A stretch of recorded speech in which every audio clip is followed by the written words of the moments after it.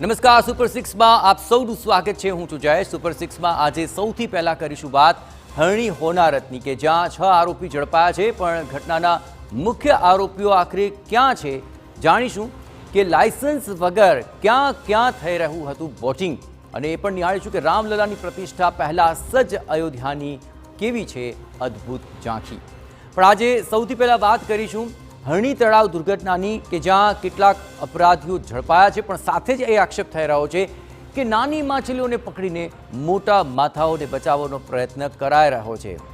ત્યારબાદ વાત કરીશું આપણે હરણી હોનારત બાદ તંત્ર કેટલું એક્શન મોડમાં છે અને ઠેર ઠેર જે કરવામાં આવી રહી છે તપાસ, ત્યારે અમદાવાદના રિવરફ્રન્ટ ખાતે જ બોટિંગ મામલે ચાલી રહી છે મોટી લોલમ લોલ, કારણ કે લાયસન્સ વગર જ અત્યાર સુધી ચાલી રહી હતી અહીં બોટ।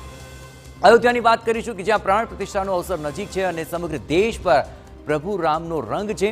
જાણીશું કે રંગીલા સુરતમાં રામના આગમનને વધાવવા માટે કેવી નિખરી રહી છે શોભા। આ ઉપરાંત ચોથા મુદ્દાની પણ વાત કરીશું કે જ્યાં એક અનોખા જ ક્રેઝની વાત થશે। 22 તારીખે અયોધ્યામાં રામલલાની પ્રતિષ્ઠા થશે અને સાથે જ સુરતમાં જે સંતોનો જન્મ જે સંતાનો છે તેનો જન્મ આખરે એક સગર્ભા દેવાની છે।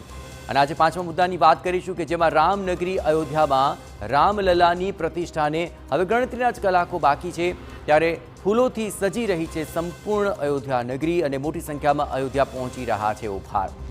અને અંતમાં આપને બતાવીશું કે અયોધ્યાનો રાત્રિના સમયનો એ મનોહારી નજારો કે જેને નિહાળશો તો તમારી આંખો પલકારો મારવાનું પણ ચૂકી જશે।